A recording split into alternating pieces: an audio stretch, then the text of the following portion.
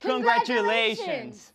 You are now a college graduate and you're ready to embark on a new experience, joining the workforce. Life post-graduation can be both exciting and challenging. You are entering an ever-changing job market, which is now more competitive than ever. You will have to compete with thousands of other applicants for the same positions. However, this is no reason to be discouraged. Equipping yourself with the right tools will give you the knowledge and confidence you need to surpass your competition. When applying for jobs, you may have the following questions. How can I distinguish myself from other applicants with similar experience and education? What qualities are your employers looking for in a potential employee? What tools will I need to land a job I desire? In the following segments, we will discuss what it takes to impress employers and land the job you want. We will walk you through each part of a well-written resume and cover letter.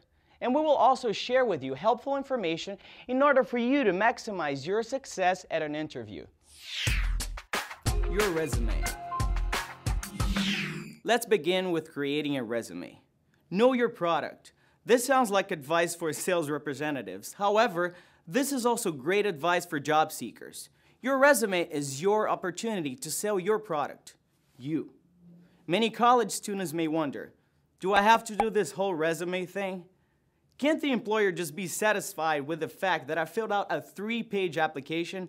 I mean, I have practically included my life biography. A resume is a requirement. There's no getting around it. Your resume provides the employer with the first impression of you. A poorly written resume, a poor impression. A well-written resume, a great impression. A well-prepared resume is a crucial step towards landing an interview. Now that you know the importance of a well-written resume, let's build one together. Make sure you include your name, address, telephone number, and email address at the top of your resume. You are not required to include personal information such as age, gender, or race. The first thing an employer looks for in a resume is focus. It is important to commit yourself on paper as to what you want to accomplish in your career. This is achieved by stating your objective. Your objective tells the employer about what you're looking for in your job search. Your objective must be clear and to the point. The key to writing an efficient objective is focus. You need to be specific on what type of position you're seeking. Your objective should include job type, industry, and geographical area when applicable. Following your objective, you will include your employment history in chronological order, beginning with your most recent employer. Include your roles and responsibilities under each entry. Try to begin these sentences with dynamic verbs. Also, if there are any gaps in dates between jobs, be sure to state how you invested your time. Next, list your education, beginning with the most recent degree obtained or school attended. Finally, include skills and personal interests. This may include language spoken, as well as academic achievements and leadership qualities. There you have it, a resume that highlights your professional experience, your education, and personal attributes. Cover letter. Another item of importance in your job search is a cover letter. A cover letter should be used as part of a limited and targeted effort to reach employers. Before writing your cover letter, make sure you have researched the company. It is important to have a thorough understanding of the organization and the position for which you are applying. Your cover letter should include what you can do for the company. Express how the company will benefit by having you on board. You need to fully understand the role and be able to articulate your personal value. If you do not know what makes you different from other applicants, you may ask professors, past employers, relatives, or friends what unique qualities they see in you.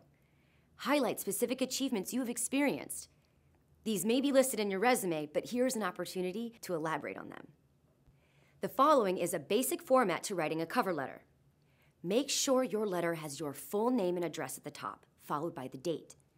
An effective cover letter should be addressed to a specific person at a specific company.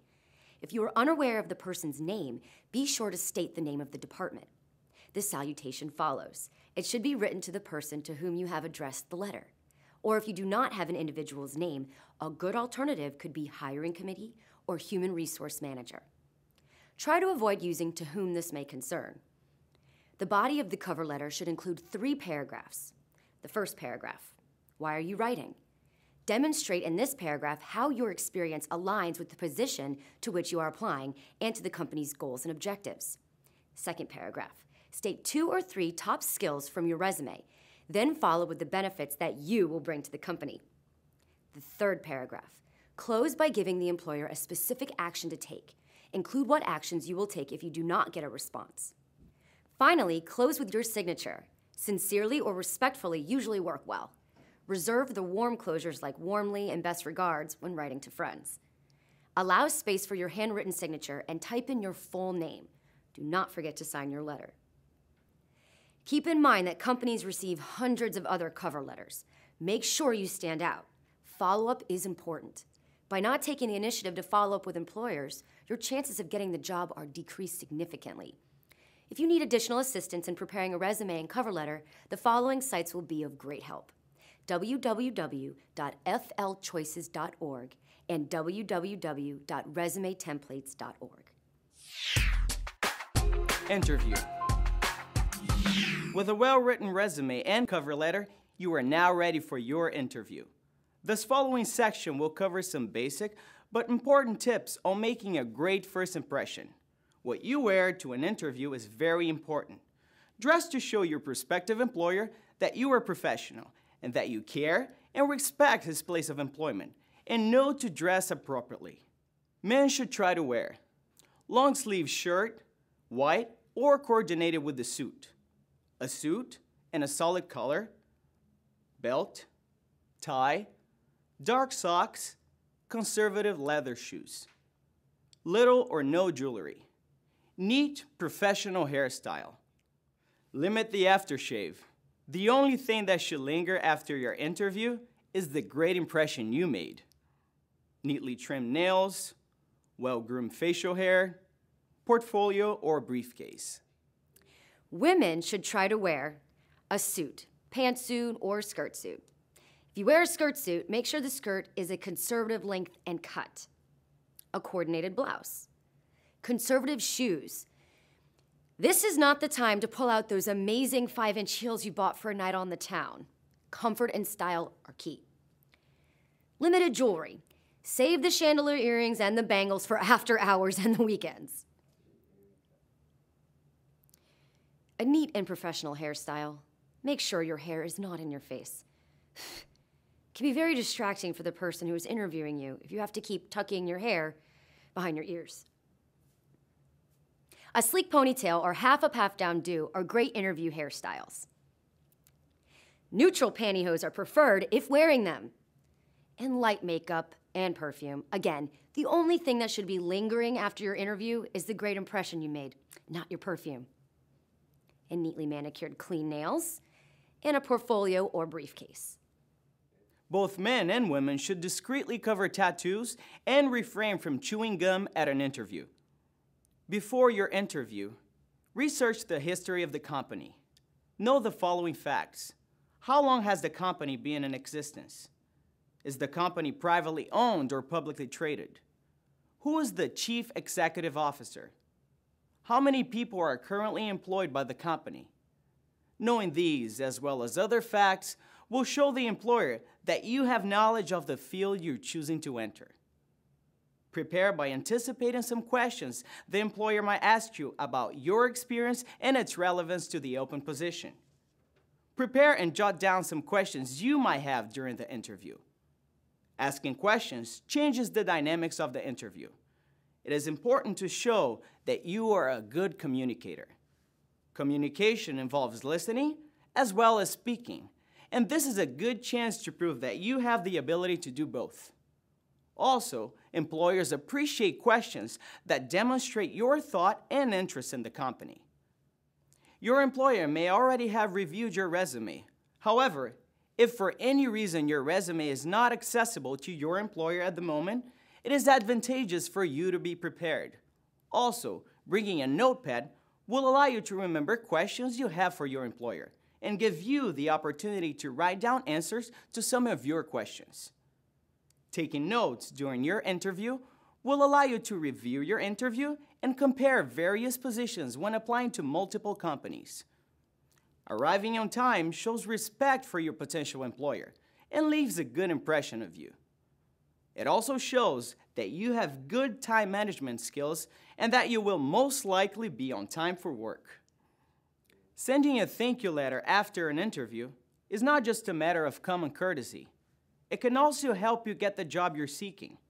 By demonstrating to the interviewer that you are thoughtful and appreciative, it reminds the interviewer of your fine qualities and reinforces the idea that you're someone they might enjoy working with.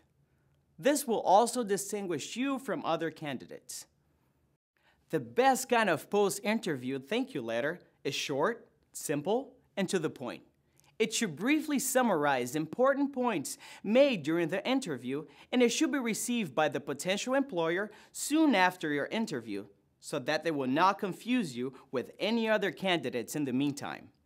The best way to do this is to draft a thank you letter and mail it in the same day as the interview.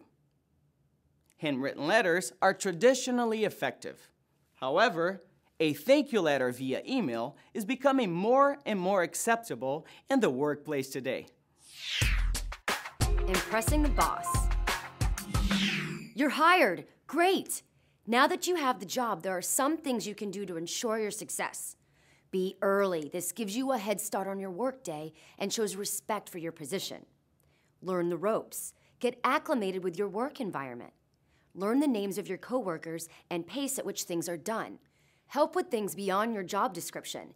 This shows that you are a team player. Stay organized. Sort tasks by their priority and see them through their completion.